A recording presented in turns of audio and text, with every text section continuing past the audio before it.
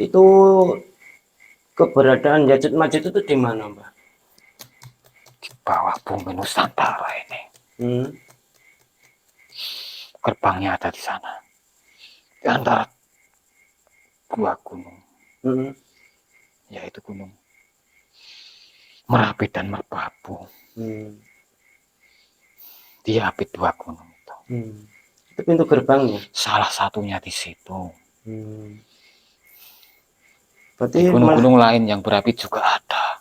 Berarti Yajud Majud itu malah berada di bawah Nusantara ini, Mbak? Iya.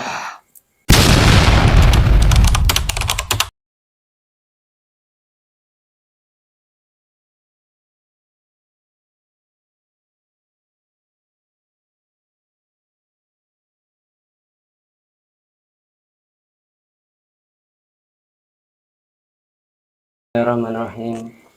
Assalamualaikum warahmatullahi wabarakatuh. Waalaikumsalam warahmatullahi wabarakatuh. Salam bahagia kepada sedulur-sedulur Padepokan Putra Bengawan. Di kesempatan hari ini, tim Padepokan Putra Bengawan mau menarik sesosok gaib yang bisa menjelaskan tentang pertanda akhir zaman dengan munculnya Ya'juj dan Ma'juj. Dengan kesempatan ini, tim Padepokan Putra Bengawan mau mengorek informasi-informasi tersebut. Sebenarnya Ya'juj Ma'juj itu siapa dan keberadaan Ya'juj Ma'juj itu di mana. Tidak lupa sedulur,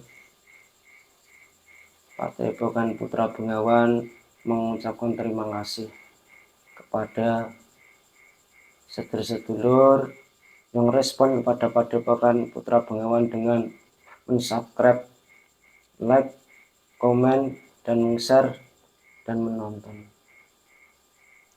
Kalau tidak ada sedulur-sedulur, tidak mungkin Padepokan Putra Bengawan itu bisa semangat untuk membuat konten-konten.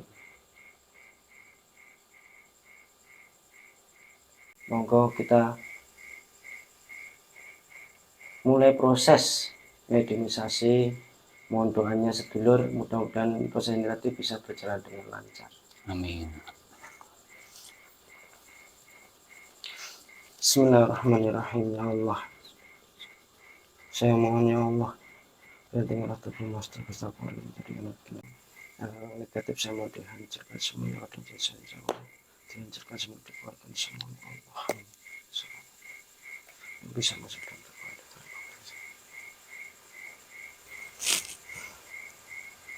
Bismillahirrahmanirrahim. Ya Allah, sesosok gaib yang bisa menerangkan tentang Ya'juj dan Ma'juj, tertarik yang sebenar-benarnya jika penyusup mesti ke dalam sebenar perkata. Sallallahu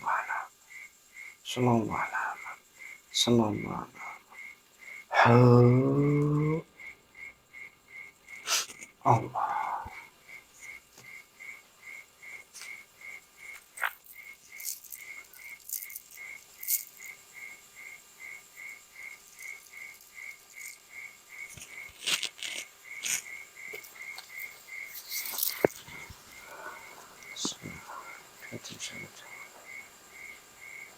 Makhluk bisa simpan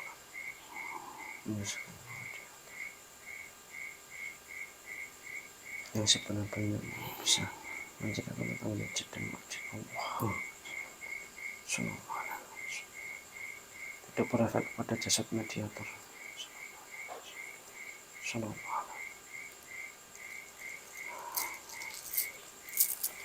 Assalamualaikum warahmatullahi wabarakatuh. Waalaikumsalam. Mohon maaf, ini dengan siapa ya? Suryo Laksono. Ini sampean sosok apa saja? Jin. Saya protek dulu kebenarannya ya. Bismillahirrahmanirrahim. Ya Allah, jika makhluk ini berbohong, maka jin sudah muslim. Yang benar, jika berbohong, terlempar ke api neraka. Allah, perhatikan ini yang asli.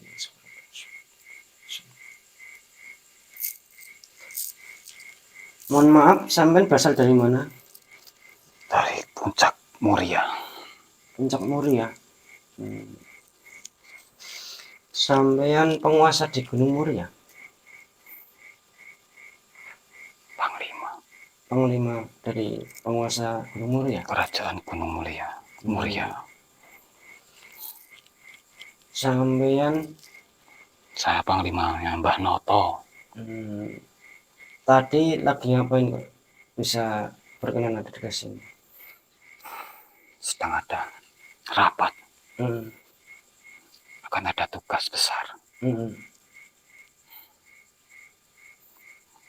Saya diundang oleh golongan cahaya untuk datang ke tempat ini. Ada gerangan apa sampai memanggil saya? Mohon maaf, Mbak. Sampean repot-repot ada tugas saya undang ke sini. Nggak apa-apa. Mohon maaf jika mengganggu. Ini biar untuk tambah wawasan dan keimanan, khususnya bagi saya sendiri, umumnya bagi sedulur-sedulur Padepokan Putra Bengawan yang melihat channel ini. Ya. Ini kan mau akhir zaman, Mbak. Ini kan sudah masuk akhir zaman. Kan nanti di catatan-catatan atau di dalam hadis-hadis Kanjeng Nabi Muhammad itu menjelaskan masalah Ya'juj dan Ma'juj. Ya. Sebelum ke topik, saya mohon Mbah penjelasan masalah Ya'juj dan Ma'juj itu dulu-dulunya sejarahnya gimana?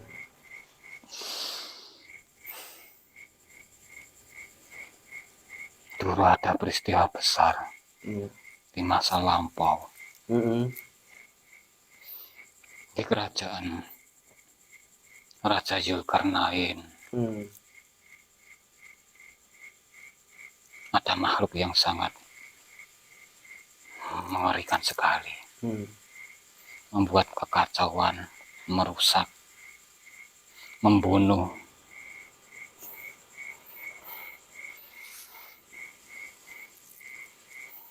Yang meresahkan rakyat beliau, Raja Zulkarnain. Kemudian ada beberapa penduduk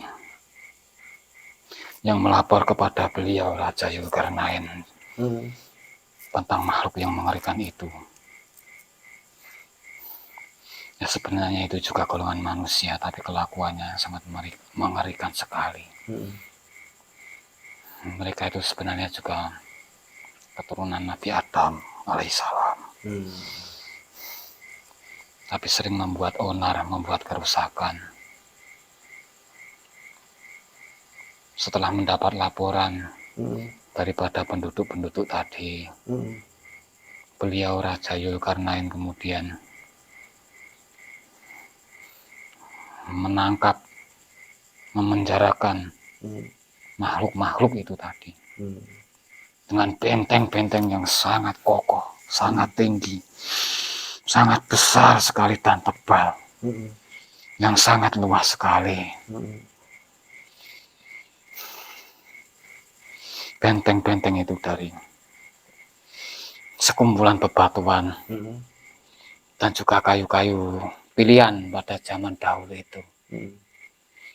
Kemudian berdoa. Beliau memanjatkan doa kepada Allah. Kemudian Allah menjadikannya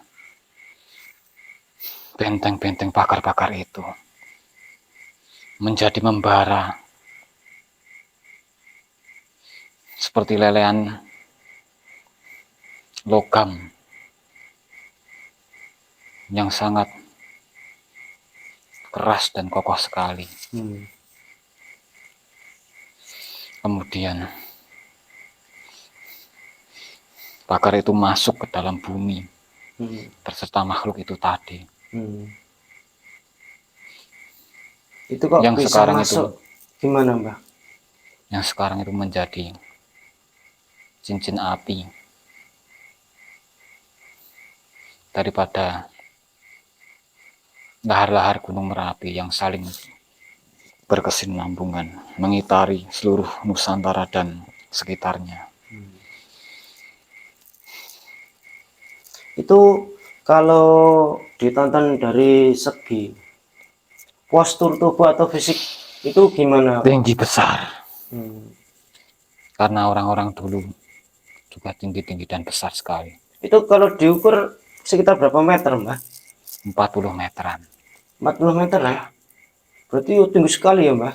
Sangat tinggi sekali, besar Berarti sekali. cerita-cerita dinosaurus ataupun manusia purba yang ditemukan fosil-fosilnya itu memang kenyataannya benar gede-gede gitu ya, Mbak? Sangat besar sekali. Berarti itu bukan omong kosong ya, Mbak? Bukan, memang hewan-hewan seperti itu dahulu memang pernah ada, tapi sudah dimusnahkan lewat hujan batu-batu yang turun dari luar angkasa. Itu Ya'juj Ma'juj itu, Mbak, itu kan sebagai pertanda akhir zaman, Mbak. Iya. Itu kok dijelaskan nanti kalau Ya'juj Ma'juj muncul itu air di lautan itu bisa habis ya, Mbak? Bisa kering. Itu apa dari bangsa Ya'juj Ma'juj itu banyak sekali, Mbak? Saking banyaknya mereka itu 1 banding 9.000 dengan jumlah manusia sekarang ini. Perbandingan segitu, Mbak? Iya. Berarti kalau nampak sekarang manusia bisa habis ya, Mbak? Musnah.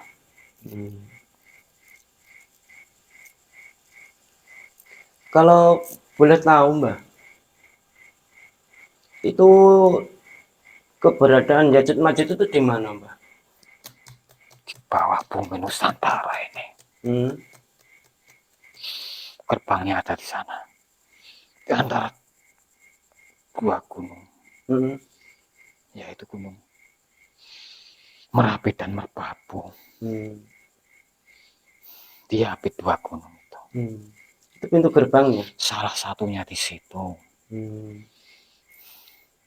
Berarti di gunung-gunung lain yang berapi juga ada. Berarti Ya'juj Ma'juj itu malah berada di bawah Nusantara ini, Mbak? Iya.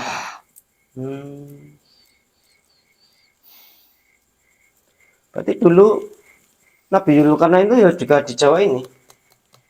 Di Jawa ini, di tanah Jawa Dwipa ini.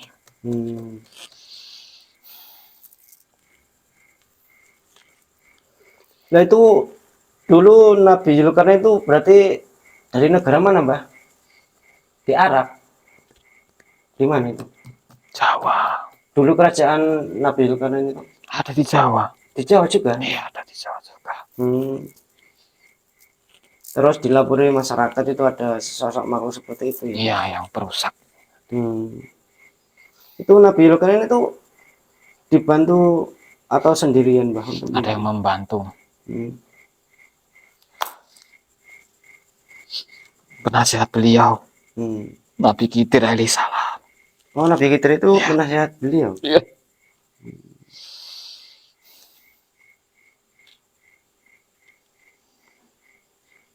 Itu nanti kemunculan Ya'juj Ma'juj itu setelah apa, Mbak, itu pertanda-pertanda? Setelah Imam Mahdi berhasil menghancurkan musuh-musuhnya dan Nusantara ini mengalami kejayaan. Kemudian Dajjal membangkitkan golongan itu tadi, membukakan benteng-benteng portal-portal itu tadi.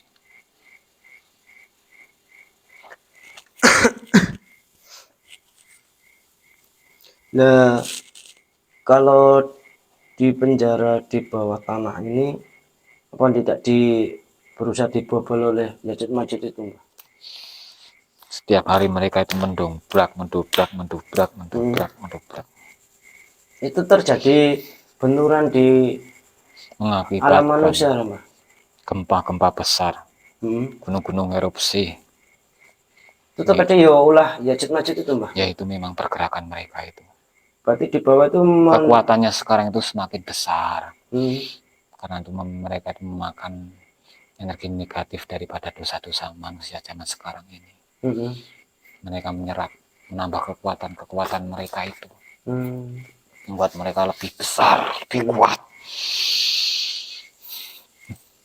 Pergerakannya semakin meluas, melebar. Hmm. Getaran-getaran yang ditimbulkan semakin besar goncangannya. Itu nanti di sejarah itu kan Yajud Majud itu keluar menghabiskan air-air dan ibaratnya nanti melemparkan panah ke langit itu sebenarnya gimana, Mbah? Menghancurkan alam kayangan. Hmm.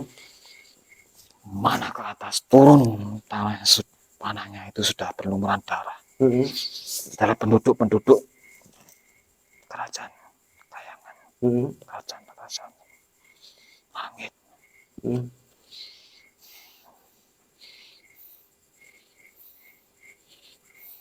Jadi seluruh manusia mau dihabisin semua ya, Mbah? Bukan cuma manusia, Hmm. tetapi juga dari bangsa jin, bangsa jin, siluman yang sudah muslim, Dihabisin. dihancurkan semua. Hmm. Tetapi kenapa tidak memakan sejenisnya ya, Mbah? Mereka bukan kanibal. Hmm. Mereka bukan kanibal. Walaupun rakus, tapi mereka bukan kanibal. Bahkan mereka itu bahu-membahu. Tolong menolong itu. Sangat rukun sekali. Malah salah rukun ya, Mbah? Sangat rukun sekali. Zaman dulu sangat rukun sekali. Mereka itu bekerja sama untuk merusak. Ya lucu juga. Iya. Kompak sekali untuk merusak itu. Nah, kalau di nalar sampai gitunya, sampai air sampai habis, kenapa tidak sebagian dibunuh sendiri kan jadi tidak boros? Tidak seperti itu mereka. Nanti yang memusnahkan Yajud Majud itu siapa, Mbak?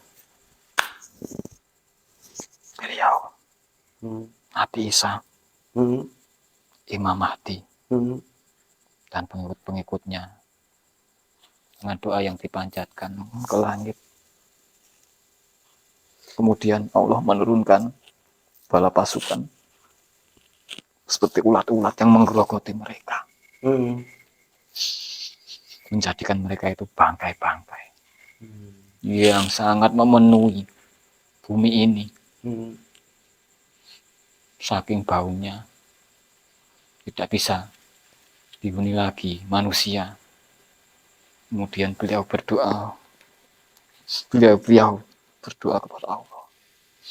Kemudian turun hujan yang sangat lebat sekali untuk menyambut bangkai-bangkai itu. Dan juga turun burung-burung dari langit untuk mengangkat, memindahkan bangkai-bangkai itu. Jadi nanti pas waktu akhir dari perjalanan Yajud Majud itu yang selamat itu hanya pengikut Imam Mahdi. Iya. Itu banyak enggak, Mbak, yang ikut Imam Mahdi itu, yang selamat itu? Hanya sedikit saja.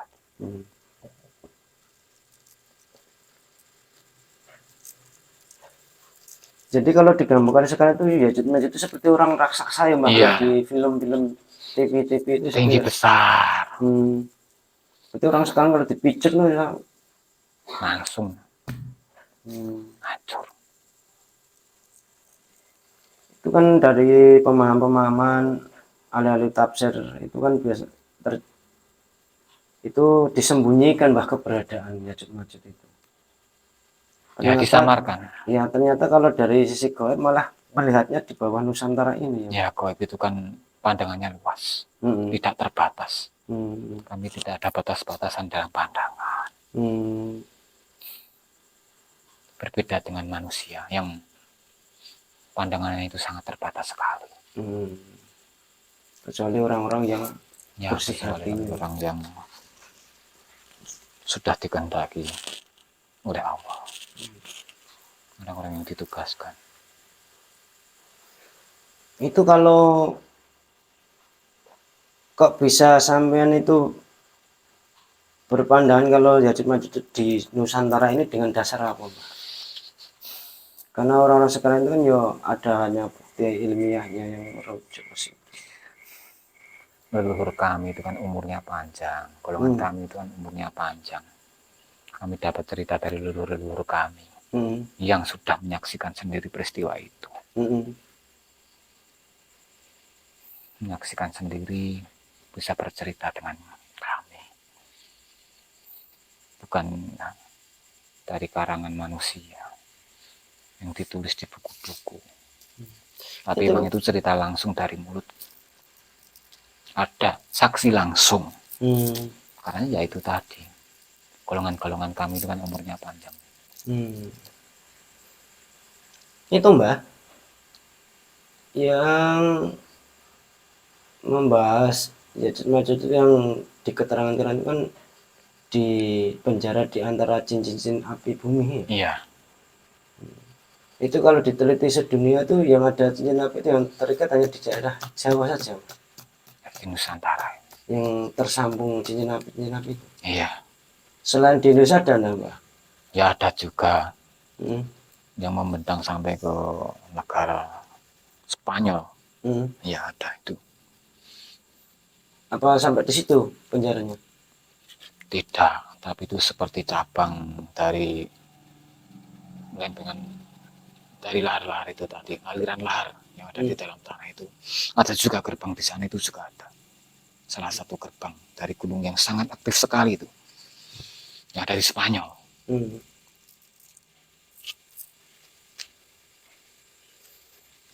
Itu nanti masa kehidupan Yajud Majud waktu keluar di dunia itu lama enggak Mbak proses kehidupannya? Singkat sekali. Singkat sekali itu sudah menghabiskan apa-apa ya Mbak? Semuanya sudah hancur. Semuanya sudah dimusnahkan. Tinggal beliau bersama pasukannya dan juga Nabi Isa alaihissalam. Berarti enggak berumur panjang ya Mbah Yajud? Tidak.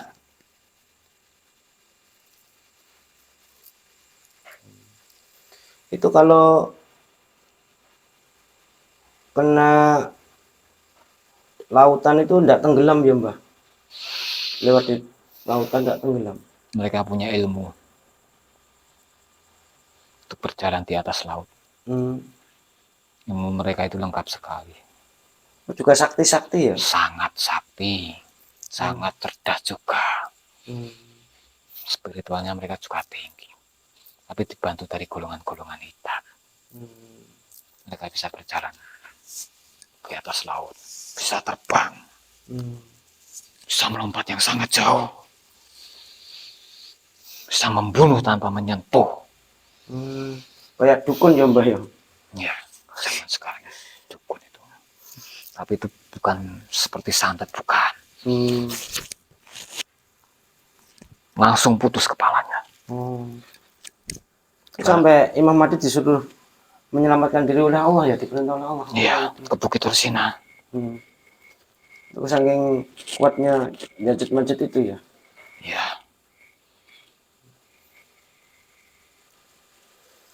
Itu nanti proses perjalanan itu dari Nusantara kemana itu Mbah? Perjalanan apa? Ya kerusakan yang disebut oleh Yajud Majud itu. Seluruh dunia. Ya dimulai dari mana itu? Bumi Nusantara ini. Gerbang terbesarnya ada di situ. Di Gunung Merapi.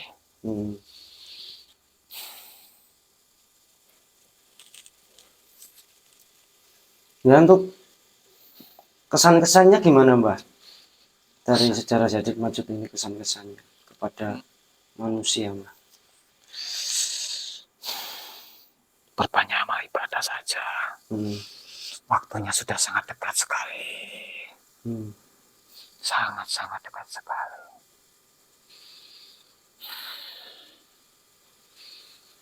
Bertobat, yang berbuat dosa tinggalkan dosa itu. Hmm. Dosa apapun itu, baik secara zahir maupun batin. Kalau dibiarkan kan menimbulkan energi negatif yang menambah energi kekuatan mereka itu semua. Kayak kalau manusia itu mau bertobat, mau beribadah,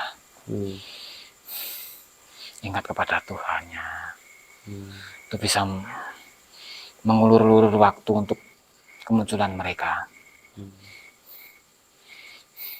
menambah kokoh lagi benteng-benteng daripada yang telah dibuat oleh Raja Yulkarnain. Energi positif manusia itu, doa manusia, amal ibadah manusia, bisa menambah kekuatan benteng-benteng mereka itu tadi. Benteng-benteng ya, jadi itu bisa kokoh kembali. Ya sudah Mbah, terima kasih atas bincang-bincangnya. Mudah-mudahan ini nanti bisa bermanfaat Mbah. Amin ya Mohon rabbal maaf alamin. ada kekurangan kesalahan. Saya juga mohon maaf. Banyak kekurangan saya. Hanya itu yang bisa saya sampaikan. Mohon maaf apabila banyak kekeliruan. Saya mohon maaf sekali. Ya Mbah. Ya, terima kasih. Sampai melanjutkan tugas kembali ya Mbah.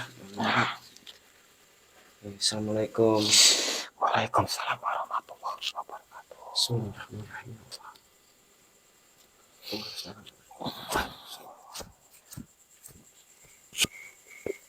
Sekian pemirsa dialog kita dengan salah satu panglima dari kerajaan Garuda Muria yang menceritakan tentang Ya'juj dan Ma'juj.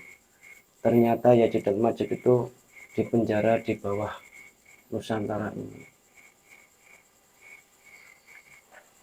Jadi sekali lagi saling mengingatkan saudara, kita itu sudah berada di alam ataupun di zaman akhir zaman.